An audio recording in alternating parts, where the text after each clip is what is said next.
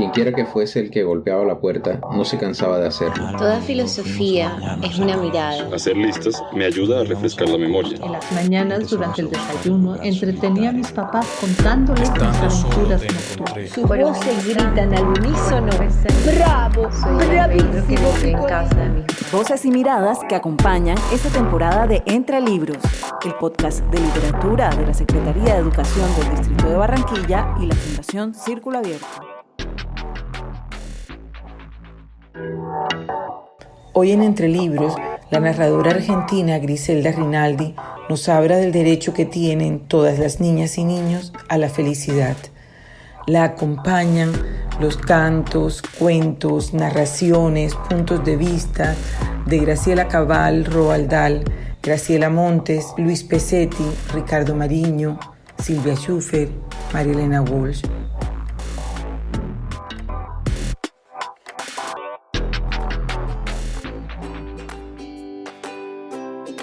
Buenos días, niños, niñas, abuelos, abuelas, maestras, loros, perros, gatos, padres, madres y toda cosa que ande rodando por ahí.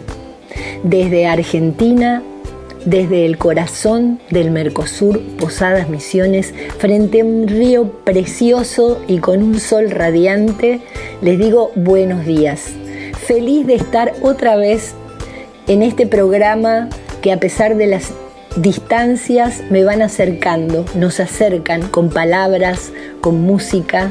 Hoy vamos a dedicar este programa a la risa que nos acaricia como brisa, a esa risa que es junto a otros, con los otros y no de los otros. Hay una enorme diferencia en reírme con otros y que un cuento nos haga reír a reírnos de otros. La risa es un condimento esencial de la felicidad. Mi idea de felicidad siempre estuvo ligada al arte. Cada vez que me preguntan cuándo yo decidí dedicarme al arte, respondo desde muy, pero muy pequeñita. Porque fue ahí, antes de los 6 años y rodeada de 2 abuelos campesinos de origen italiano que apenas habían tenido escuela primaria, fue ahí que yo sentí que algo en mí estaba naciendo. Cada vez que me trepaba a la mesa de granito rojo de la cocina de aquella casona vieja de mi abuela, ataviada con sombrero, pollerón y zapatos de taco alto que eran de mi abuela, al terminar cada poesía recitada con ademanes, o cada canzoneta en italiano, o cada historia, todo mi cuerpo, toda yo, se estremecía de alegría ante el aplauso recibido y las voces de mis abuelos gritando «¡Bravo, Piccolina! ¡Bravo, Piccina!». Yo sentía que algo de lo que había hecho valía la pena. Yo sentía que esa risa compartida, esa emoción compartida, había valido la pena.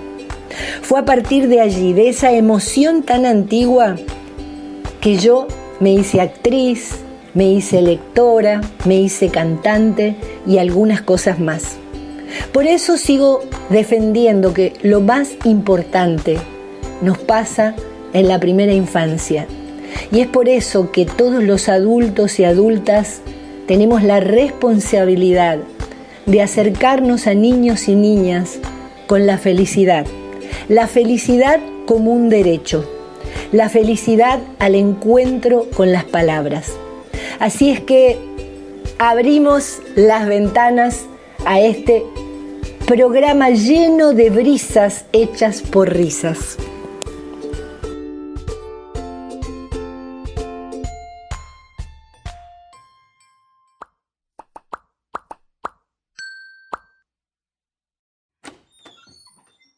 Abre la ventana, abre la ventana, abre la ventana. Apaga la compu, la tele y abre la ventana. Que no hay pantalla más verdadera y más sana. Apaga la compu, la tele y abre la ventana. Que no hay pantalla más verdadera y más sana. Que hay más allá de la chimenea.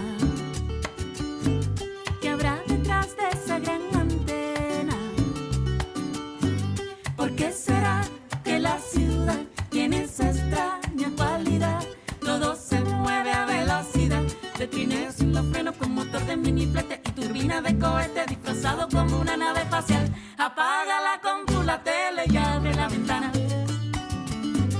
que no hay pantalla más verdadera y más sana. Apaga la compu, la tele y abre la ventana, que no hay pantalla más verdadera y más sana. ¿Cuál es la ruta de las ballenas? Porque un hilo no se descongela. ¿Cómo será que un esquimal puede aguantar frío polar?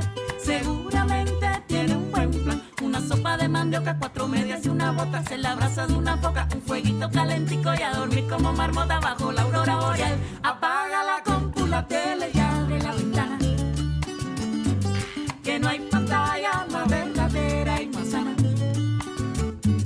Apaga la compu, la tele y abre la ventana, que no hay pantalla más verdadera y más sana.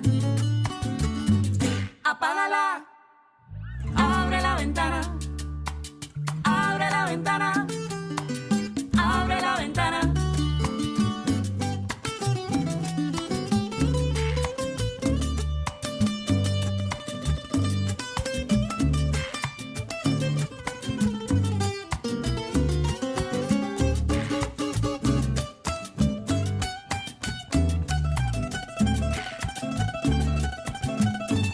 Vuela tan alto como quisiera, ábrela hasta la luna, hasta las estrellas. Ábrela, yo quiero ser ese pajarito que vuela. Ábrela, a mí me gusta ese pajarito que vuela. Ja, apaga la compu, la tele y abre la ventana, que no hay pantalla más verdadera y más sana. Apaga la compu, la tele y abre la ventana, que no hay pantalla más verdadera y más sana. On, off.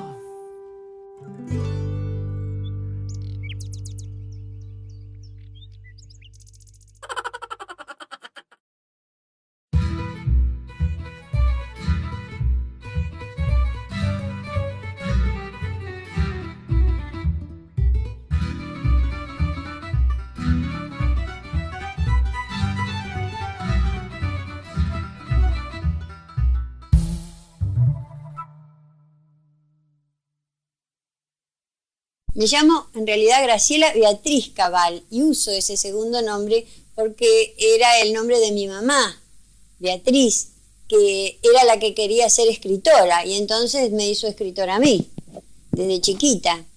Yo escribo desde que era muy chiquita y antes de escribir contaba cuentos. Para contar cuentos iba a la escuela de mi papá, que quedaba enfrente de mi casa. Yo soy del barrio de Barracas. Nací al lado de la Plaza España, que está muy linda ahora, y que cuando yo era chica era más linda todavía. Y bueno, iba a la escuela de mi papá y ahí contaba mis cuentos, y se los contaba a unos chicos que eran los alumnos de él, que eran altos como roperos, porque antes los chicos de Barracas venían así, y mi papá tenía a los chicos más grandes de la escuela. Entonces yo empecé contando cuentos. Todavía no sabía leer y escribir, porque yo a la escuela a aprender no quería ir nunca jamás.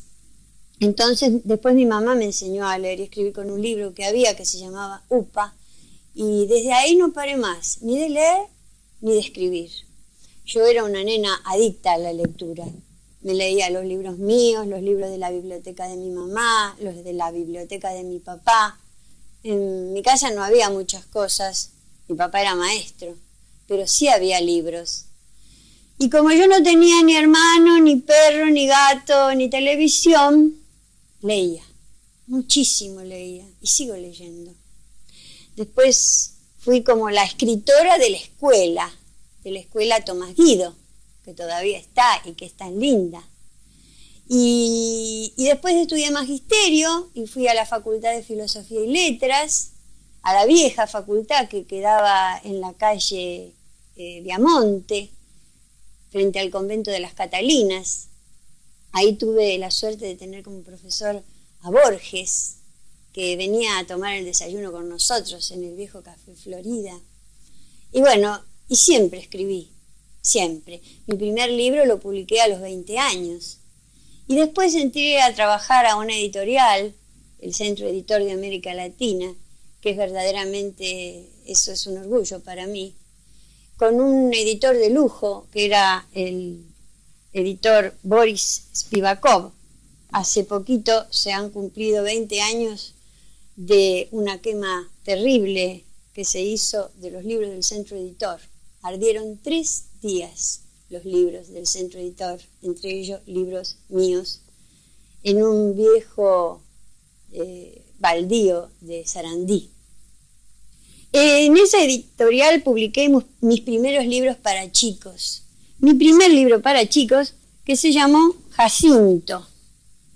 Era de una colección muy linda que dirigió Graciela Montes y se llamaban Los Cuentos del Chiribitil.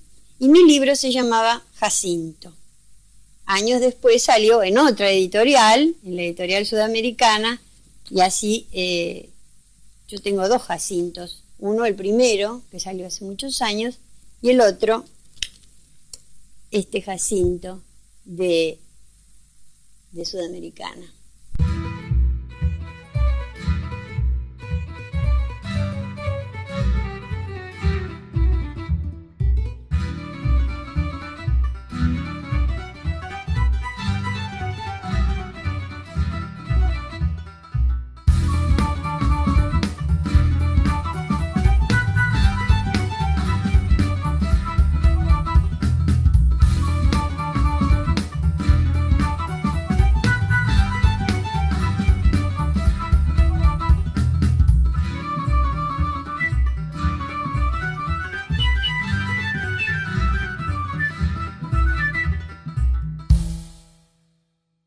El rey que no quería bañarse. Las esponjas suelen contar historias muy interesantes. El único problema es que lo cuentan en voz tan pero tan bajita que para oírlas hay que lavarse muy pero muy bien las orejas. Una esponja me contó una vez lo siguiente: espero que tengan las orejas bien limpias para poder escuchar. En una época lejana, muy lejana, las guerras duraban muchísimo. Un rey se iba a la guerra y tardaba 30 y pico de años en volver. Volvía cansado y sudado de cabalgar y con la espada tinta en chinchulín enemigo. Algo así le sucedió al rey Vigildo. Se fue a la guerra una mañana, le dio un beso en la mejilla a su esposa, la reina Inés, le dijo mañana vuelvo y volvió 20 años más tarde, protestando porque le dolía desde el pelo de la cabeza hasta el dedo gordo del pie. ¡Ay, ay, ay, ay, ay, ay! ¡Ay, ay, ay, ay, ay! Se quejaba el pobre rey. Naturalmente, la esposa, la reina Inés, corrió a prepararle una bañera con agua caliente llena de espuma, de sales. Pero cuando llegó el momento de sumergirse en la bañera, el rey se parapetó enfrente a la bañera y dijo: «No me baño, no me baño, no me baño, no me baño». La reina, los príncipes, la parentela real y la corte entera quedaron estupefactos, patitiesos. ¿Pero qué pasa, majestad?», preguntó el viejo chambelán. «¿Acaso el agua está demasiado caliente? ¿El jabón demasiado frío? ¿La bañera demasiado profunda?». «No, no y no», contestó el rey. «Yo no me baño». Por muchos esfuerzos que hicieron para convencerlo, no hubo caso.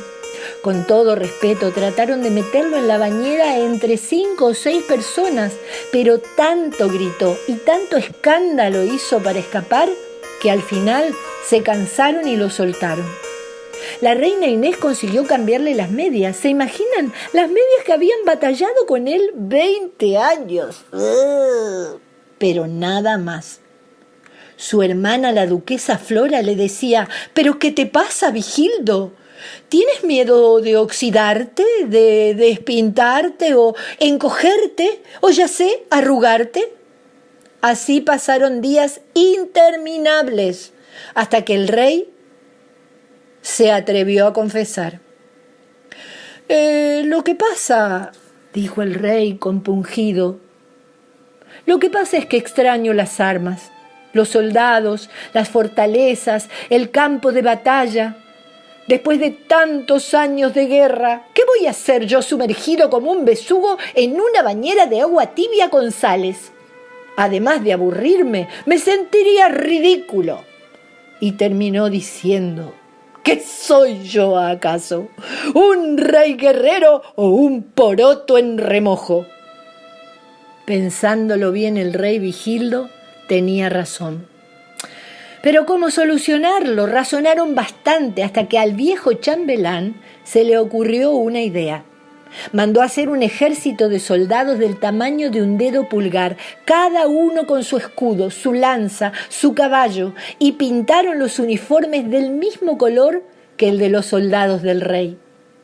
También construyeron una pequeña fortaleza con puente levadizo y con cocodrilos del tamaño de un carretel para poner en el foso del castillo. Fabricaron tambores, clarines en miniatura, barcos de guerra que navegaban empujados a mano o soplidos. Todo esto lo metieron en la bañera del rey, junto con algunos dragones de jabón. Vigildo quedó fascinado.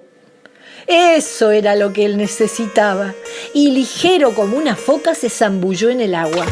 Alineó a sus soldados y ahí nomás inició un zafarrancho con salpicaduras y combates y gritos. Según su costumbre daba órdenes y contraórdenes, hacía sonar la corneta y gritaba: «¡Avanzad, mis valientes! ¡Glup, glup! ¡No reculéis, cobardes! ¡Por el flanco izquierdo! ¡Por la popa!». Y así estaba el rey horas y horas metido en la bañera. La esponja me contó que después no había forma de sacarlo del agua. Ay, también que esa costumbre quedó para siempre.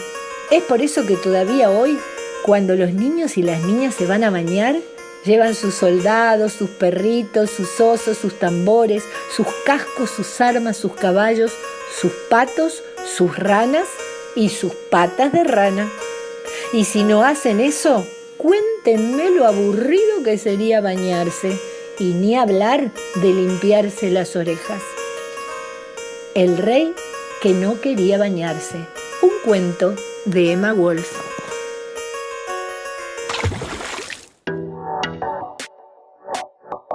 Entre libros. En una de sus últimas conferencias, a la cual yo considero una de las más bellas, Graciela Cabal, en Derecho a ser feliz, en el marco del foro de lectura organizado por la Fundación Mempo Giardinelli en Resistencia Chaco, escribió esto que comienza así. Yo también, dice Graciela Cabal, al igual que Jorge Luis Borges, escritor argentino, me figuraba el paraíso bajo la especie de una biblioteca. Y usé y uso los libros, la literatura como huida, como escudo contra los miedos y desconsuelos. Y usé y uso, agregaría yo, la literatura para que nos acerque a momentos de alegría, de felicidad.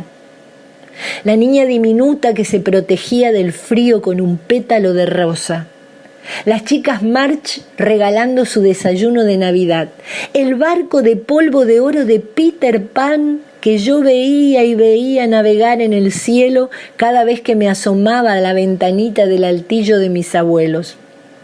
Y después, más tarde, Remedios, la bella, llevada por un viento irreparable entre el blanco aleteo de sábanas con olor a sol. Puertas a un mundo donde todo es posible. Muchachas harapientas que se convierten en reinas, sapos que en verdad son príncipes. El vertiginoso espectáculo del universo encerrado en una pequeñísima esfera tornacelada.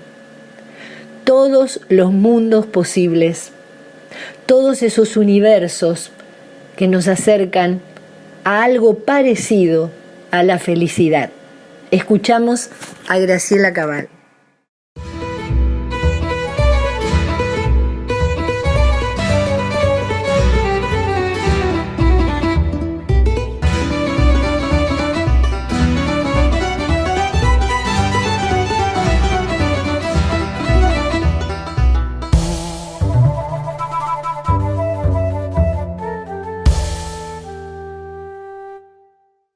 Nosotros, en vez de tener modelos de padres lectores, tenemos modelos de padres adictos a la televisión. Incluso padres que los mandan a los chicos a ver televisión para que se queden quietos. Entonces, a mí me parece terrible, y me parece más terrible cuando el padre le dice, que yo lo he oído muchas veces, si no lees, no te dejo ver televisión. No hay que obligar a los chicos a leer, ¿no? No hay que obligarlos. Lo peor que se puede hacer. Borges decía que él creía que no se podía enseñar literatura. Él nunca mandó a un alumno a examen. Tuvo muchos años, él enseñaba en la facultad literatura inglesa y norteamericana, y él nunca mandaba. Él decía, no se puede enseñar literatura porque para enseñar hay que obligar a leer. Y dice, obligar a leer es una incongruencia, ¿no? Y yo te digo, es como obligar a amar o obligar a... No admite, no me acuerdo quién lo decía, el imperativo, lee, no lo admite la lectura. La lectura, decía Borges, y tiene que ser algo que se comparte, como de un lector a otro lector. Por eso es tan importante que los maestros sean lectores.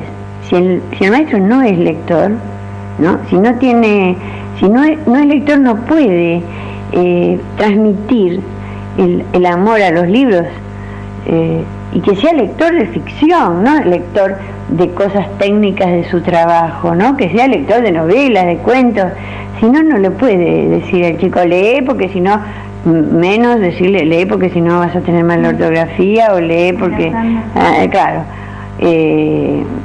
Yo creo que la lectura es una cosa que...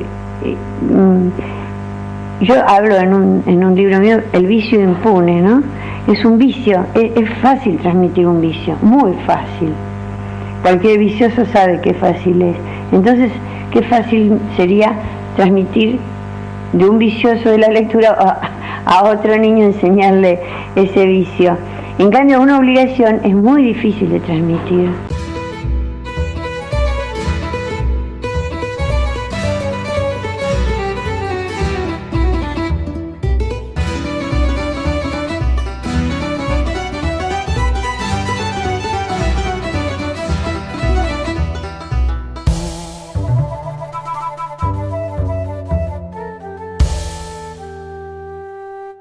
Toma.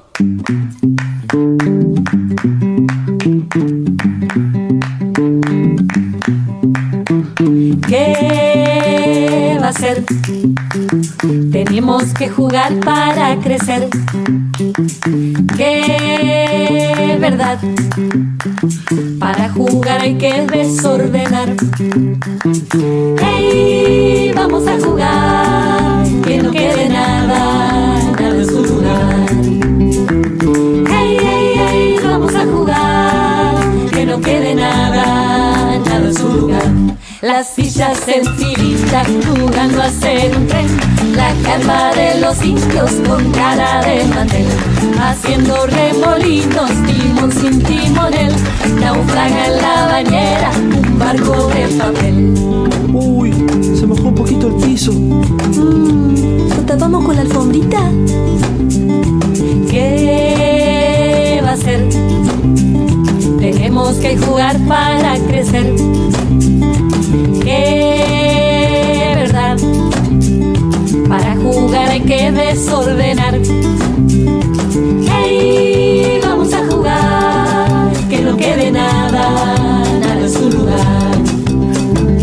¡Hey, hey, hey! Vamos a jugar, que no quede nada en su lugar. Ahora juguemos a otra cosa.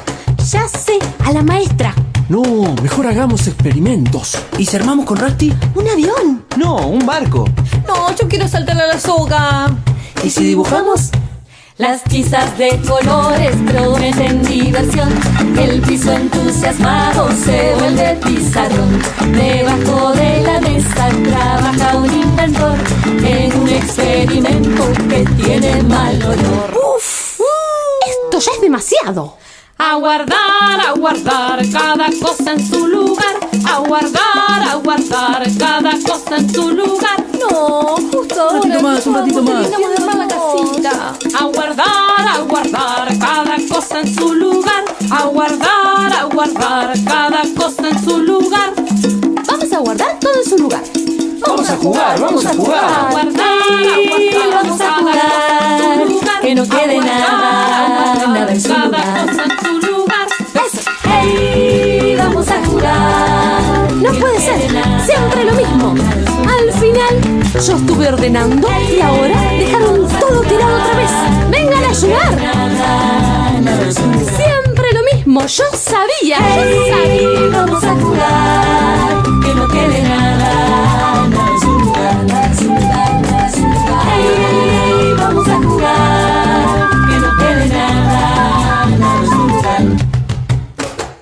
Hey, vamos a jugar, por más que no quede nada en su lugar, nada en su lugar, nada en su lugar. Hey, vamos a jugar, por más que no quede nada en su lugar.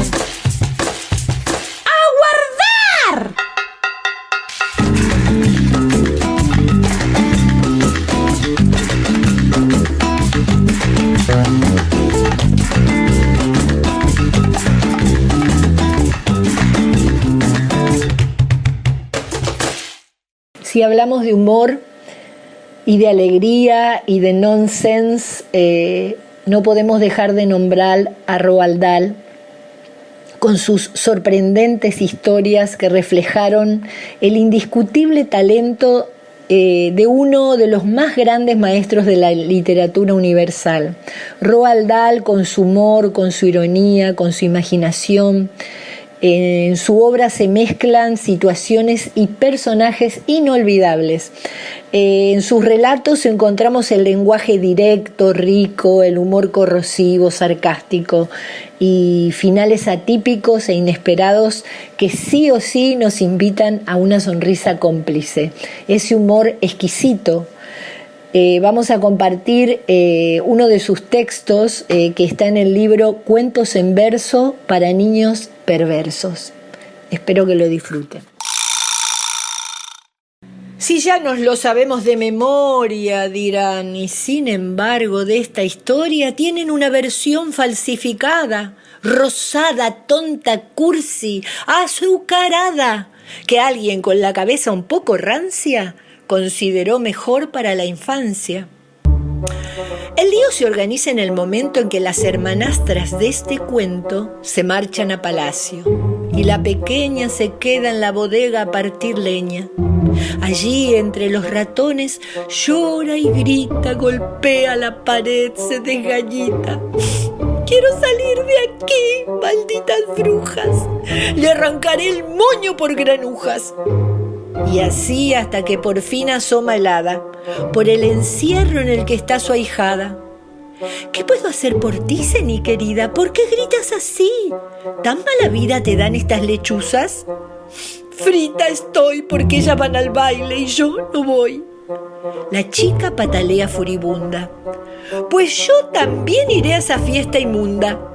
Quiero un traje de noche, un paje, un coche, zapatos de charol, sortija, broche, aretes de coral, pantis de seda y aromas de París para que pueda enamorar al príncipe enseguida con mi belleza fina y distinguida. Y dicho y hecho, al punto Cenicienta, en menos tiempo del que aquí les cuento, se apareció en palacio, en plena disco, dejando a sus rivales hechas cisco. Con Ceni bailó el príncipe Rox Miles, tomándola en sus brazos varoniles, y ella se le abrazó con tal vigor que allí perdió su alteza, su valor. Y mientras la miró no fue posible que le dijera cosa inteligible. Tan, tan, tan. Al dar las 12, Ceni pensó: nena, como no corras, la hemos hecho buena. Y el príncipe gritó: ¡no me abandones! Mientras se le agarraba a los riñones, ella tirando y él hecho un pesado hasta que el traje quedó destrozado. La pobre se escapó medio en camisa, pero perdió un zapato con la prisa. El príncipe, embobado, lo tomó y ante la corte entera declaró: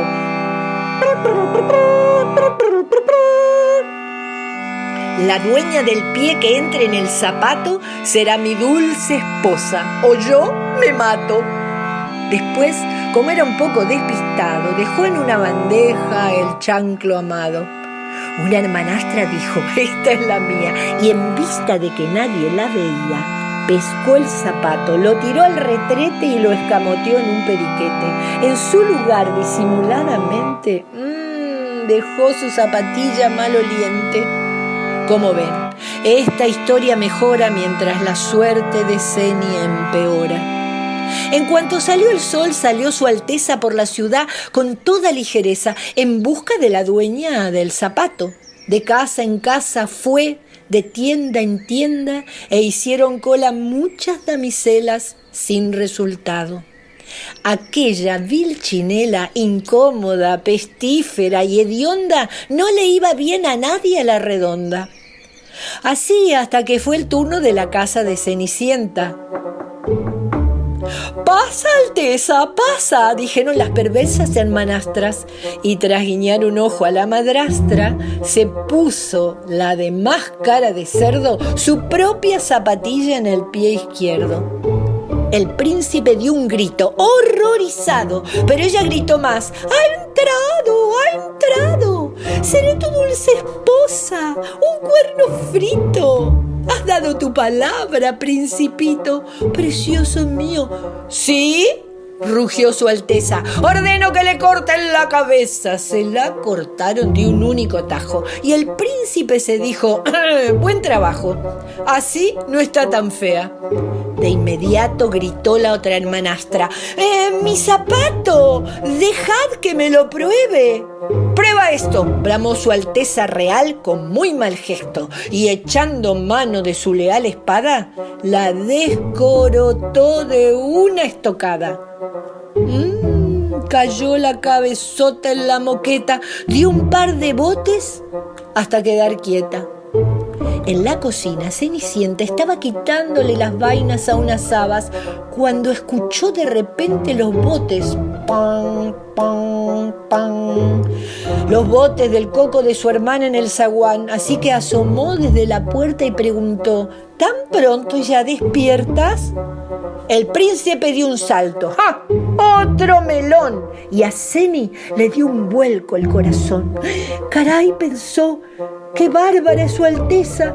Con ese yo me juego la cabeza. Pero si está completamente loco». Y cuando gritó el príncipe: «¡Ahora ese coco! ¡Córtenselo ahora mismo!», en la cocina brilló la vara del hada madrina. «Ay», dijo el hada madrina, «pídeme lo que quieras, Cenicienta, que tus deseos corren por mi cuenta».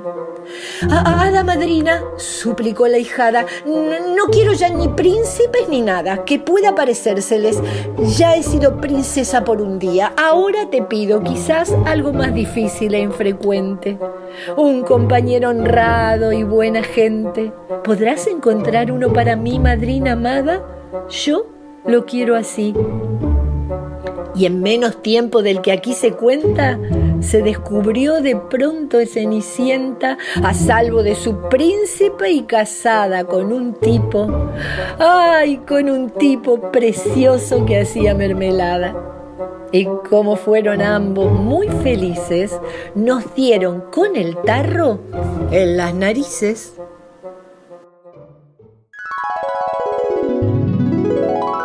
Me preguntaba si existen las buenas palabras y las malas palabras. Sobre todo en la literatura infantil hay como una gran censura con las palabras que se pueden decir y que no se pueden decir. Graciela Montes, en La Gran Ocasión, habla de cuando ella era niña y que buscaba las malas palabras, entre comillas, malas palabras, en el diccionario. ¿Quién no buscó en el diccionario lo que consideraba en el mundo de los adultos malas palabras? Dicho por los adultos, eso es una mala palabra. Wolf Elfrug, hace muchísimos años, escribió El topito que quería saber quién se había hecho aquello en su cabeza. Ya el título nos misteriosamente nos introduce en qué será aquello que no lo puede pronunciar. Y escribe e ilustra uno de los libros emblemáticos de la literatura infantil, con mucho humor, con mucho sarcasmo, abordando ese tema que todavía creo que existe. Hoy vamos a compartir un texto de Luis Pesetti, escritor argentino, que aborda ese tema, en este texto que se llama Una historia de amor y amistad.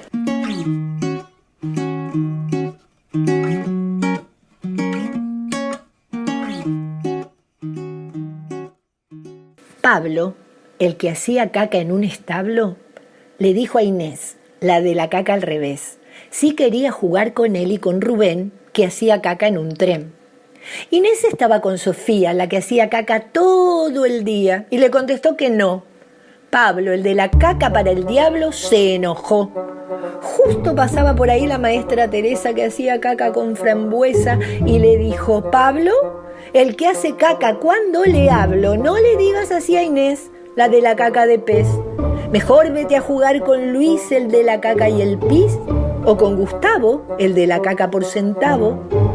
Pablo le contestó, señorita Teresa, que hace usted caca con destreza. Lo que pasa es que ellas, las que hacen caca tan bella, nunca quieren jugar con nosotros, que hacemos caca con otros. Las invitamos y no quieren. Y a nuestra caca, señorita Teresa, a nuestra caca la hieren. La maestra Teresa, que hacía caca en una mesa, miró con mucho cariño a Pablo, el que hacía caca en un vocablo, y le preguntó, ¡ay, tesoro! El que hace caca del oro, ¿no será que estás enamorado de ellas que hacen caca con estrellas? Justo llegaba Tomás, al que la caca das.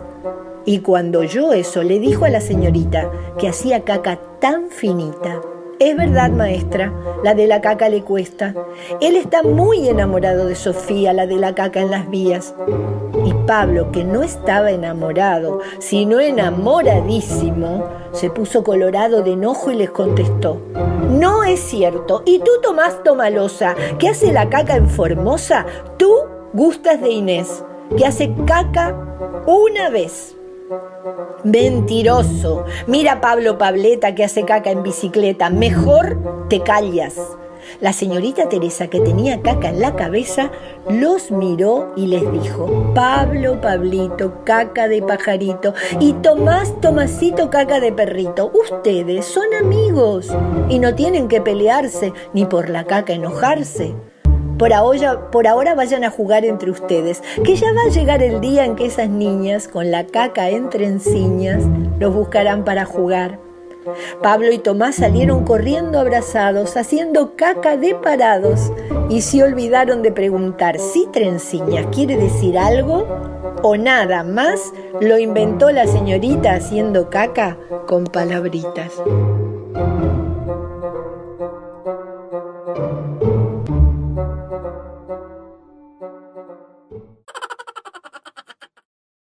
Hola chavos y piojas y niñas y niños que están en su casa, no importa de dónde sean, le estamos diciendo que ahora vamos a cantar una canción. ¿Y por qué estoy hablando así? No, nada más porque se me antojó. ¿A usted nunca le pasó, por ejemplo, que le pican un botón, aprietan un botón así y nada más no responde? O por ejemplo, abren el picaporte de la puerta y se casa y se quedan con el picaporte en la mano y nada más el picaporte no lo ve. O por ejemplo, ven que el papá, la mamá o ustedes mismos son los que le mueven a la llave del carro, del coche para run que arranque y nada más no les hace. Bueno, hay días, hay veces en que las cosas no responden a lo que uno quiere. Esta canción habla precisamente de las cosas que no responden cuando uno quiere a lo que uno quiere, lo cual muchas veces está buenísimo. Entonces, con Martín Trechansky, Diego Pojomoji, guitarra y bajo, vamos a hacer Sal de ahí, chivita, chivita. Entonces, todos los que están en su casa, por favor, preparados, porque vamos a bailar y a cantar esta parte que dice así. Sal de ahí, chivita, chivita, sal de ahí de... Un momento. Oigan, no están grabando, quiero decir, no están bailando en su casa, cobardes. Bailen, Vamos. Y graben esto. Sal de ahí, chivita, chivita, sal de ahí, de ese lugar. Sal de ahí, chivita, chivita, sal de ahí, de ese lugar. Hay que llamar al lobo para que saque a la chiva. El lobo no quiere sacar a la chiva no quiere salir de ahí. Sal de ahí, chivita, chivita, sal de ahí, de ese lugar. Sal de ahí, chivita, chivita, sal de ahí, de ese lugar. Hay que llamar al palo para que pegue al lobo. El palo no quiere pegarle al lobo, el lobo no quiere sacar a la chiva no quiere salir de ahí. Sal de ahí, chivita, chivita, sal de ahí, de ese lugar. Sal de ahí, chivita, chivita, sal de ahí, de ese lugar.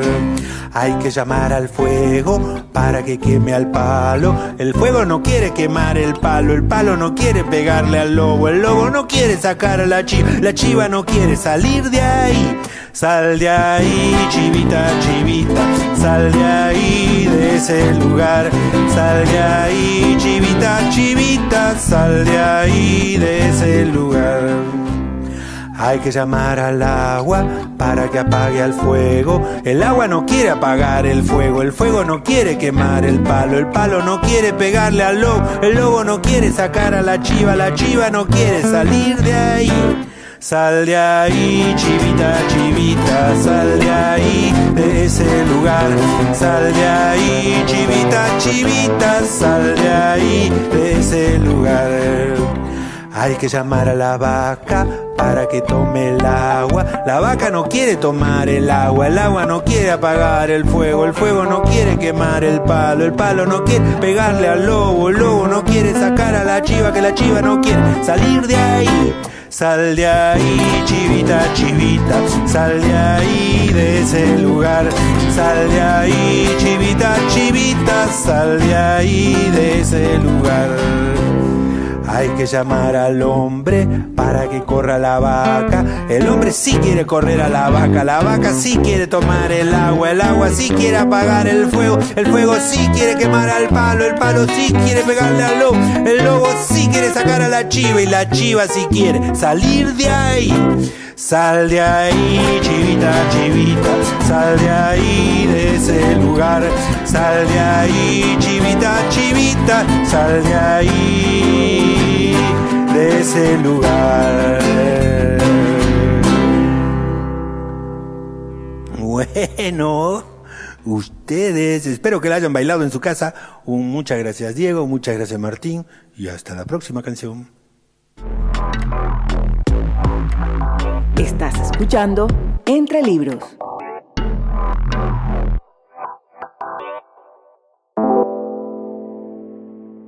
Muchas veces me pregunto por qué algunos libros para niños funcionan y otros no. La verdad que a veces no tengo ni la menor idea. Pero otras veces pienso que una de las claves de los buenos libros infantiles es la identidad. Esa posibilidad de que aseguren que los lectores, o sea, los niños y las niñas, se identifiquen con los personajes. Otra clave para mí es que para que lo anterior suceda, los personajes deben ser cómplices de los niños y las niñas, reflejar de alguna manera su punto de vista y no exclusivamente el de un adulto. Y por último, creo esencial, como tercer punto y no de menor importancia, el del humor. Aquí y ahora y con total solemnidad, yo les digo, aquellos de ustedes que aspiren a ser escritores para niños y niñas, que si sus personajes generan identificación, complicidad, risa, tienen casi parte del camino asegurado.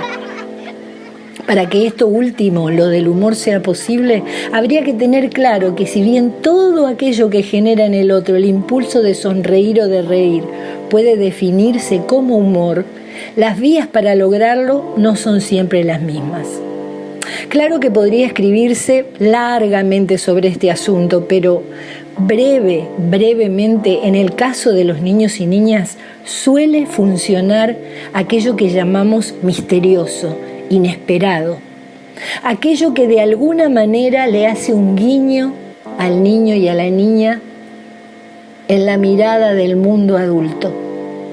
Ricardo Mariño y Silvia Schuher, en un tratado sobre el humor en la literatura argentina, marcan un antes y un después en nuestra literatura a partir de la escritora María Elena Walsh. Hasta María Elena Walsh, los escritores tenían una pretensión didáctica, tradicional, y es María Elena Walsh que desde ese bagaje enorme que tenía abrevando en Lewis Carroll, fue ella la que empezó a jugar con las palabras, con el humor, con el misterio, con el disparate, con el nonsense. Ricardo Mariño dice, sin dudarlo, que a partir de María Elena Walsh y todo lo que vino detrás de ella, se instaló una nueva forma de escribir literatura para niños y niñas. Ricardo Mariño es uno de los exponentes de esa larga trayectoria en la que abrevaron escritores y escritoras de Latinoamérica.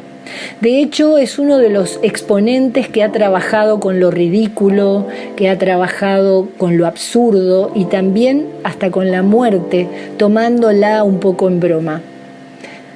Les voy a contar el cuento de Tomás. Antes les voy a contar que en Argentina bondi se le dice vulgarmente al colectivo, como para que entiendan por qué el protagonista de nuestro cuento se llama Tomás Bondi.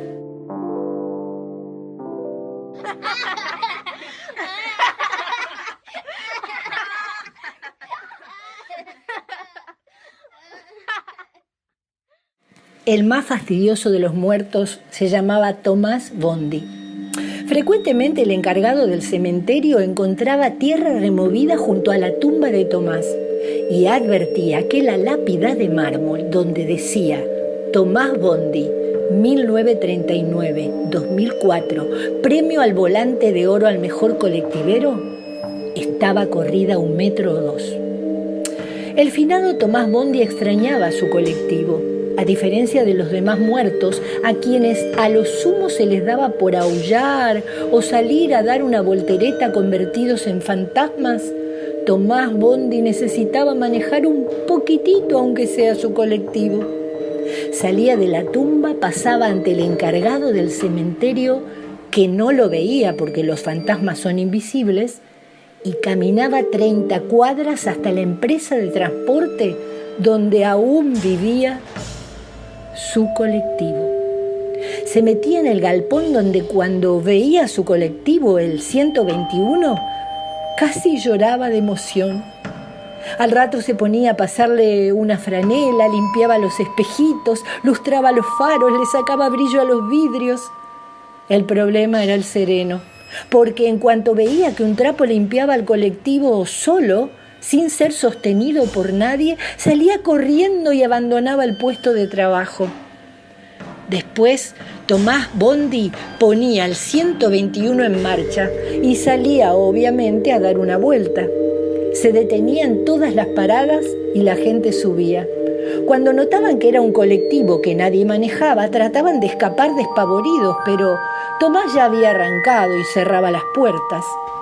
Recién se podían bajar en la parada siguiente. Por un tiempo la gente habló con terror de aquel colectivo sin conductor, pero luego le empezó a gustar y se dieron cuenta que no era peligroso. Además, se detenía justo al cordón de la vereda como corresponde. Esperaba que subieran las viejecitas y viejecitos y nunca jamás pasaba un semáforo en rojo. «Ay, ay, ay», decía un hombre, «como si lo manejara el finado Tomás Bondi». La gente comenzó a dejar pasar a los colectivos conducidos por choferes de verdad y se quedaba esperando el 121 porque en él, encima, no había que pagar boleto.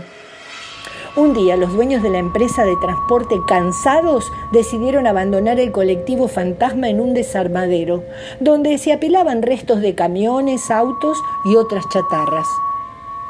Así es que la siguiente vez que Tomás Bondi salió de su tumba y fue a buscar a su colectivo, no lo encontró.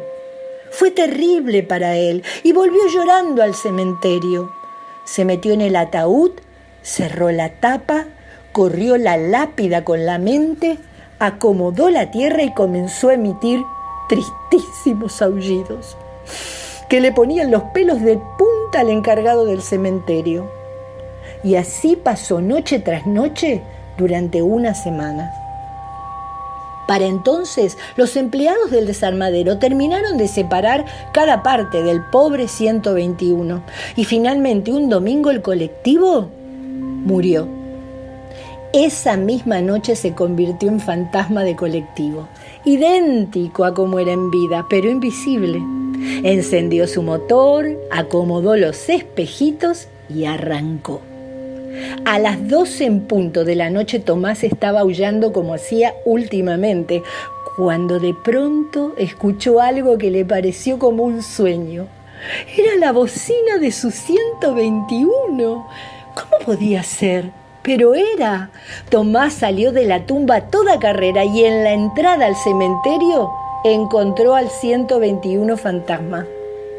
Desde entonces, Tomás sale todas las noches a dar una vuelta en el 121 y lleva a pasear a todos los muertos del cementerio. Como no alcanzan los asientos, muchos tienen que ir parados, otros van colgados del estribo y dos, que en la vida trabajaron en un circo, van en el techo haciendo acrobacia. Ninguna persona viva puede ver ni oír al 121, aunque Tomás pone la radio a todo volumen. Va tocando bocinazos en las esquinas y los muertos cantan canciones de hinchadas de fútbol. Las noches en la ciudad volvieron a ser silenciosas. El encargado del cementerio también pasa las noches tranquilo, porque los muertos, cuando regresan del paseo, acomodan sus tumbas prolijamente y se van a dormir. El colectivo fantasma, de Ricardo Mariño.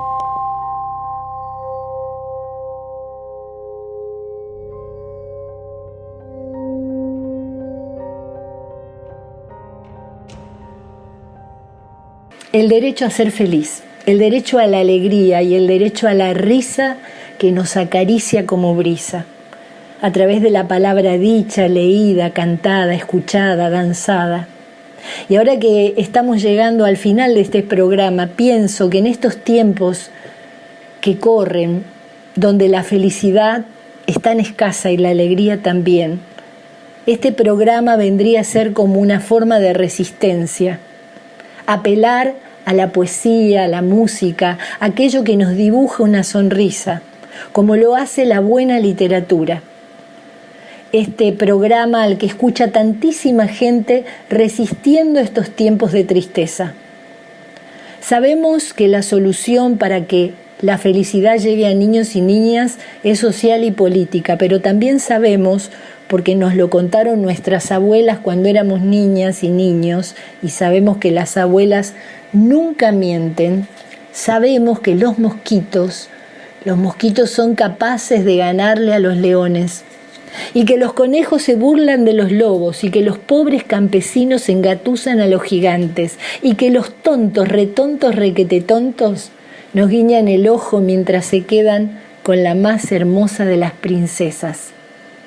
Como dijera Graciela Carvajal, yo también pertenezco a una generación que creyó que era posible la expansión del campo de lo posible, que creyó que en la literatura reside también la alegría y que solo hay que saber buscarla. Empezamos este programa con una bella canción del dúo Karma que se llama Abre las ventanas, y lo cerramos con esta canción de Gianni Midón que dice, como Carlos Chaplin, que hay que ponerse los zapatos y salir a caminar para celebrar la vida. Hasta el próximo programa.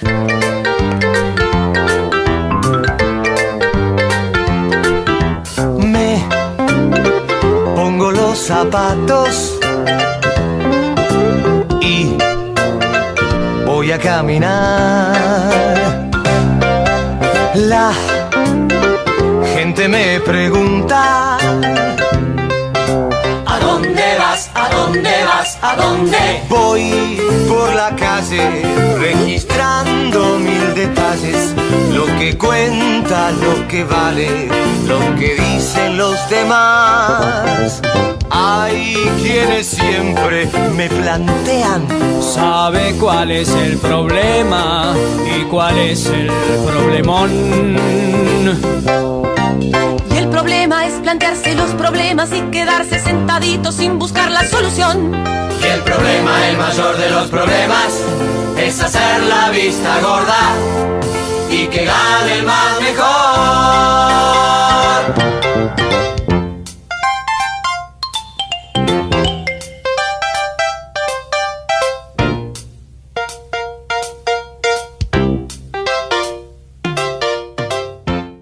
Te invitamos a interactuar con Entre Libros al chat de WhatsApp 304-605-6253. Me pongo los zapatos y voy a caminar. La gente me pregunta: ¿a dónde vas? ¿A dónde vas? ¿A dónde voy? Entre Libros, el podcast de literatura de la Secretaría de Educación del Distrito de Barranquilla y la Fundación Círculo Abierto.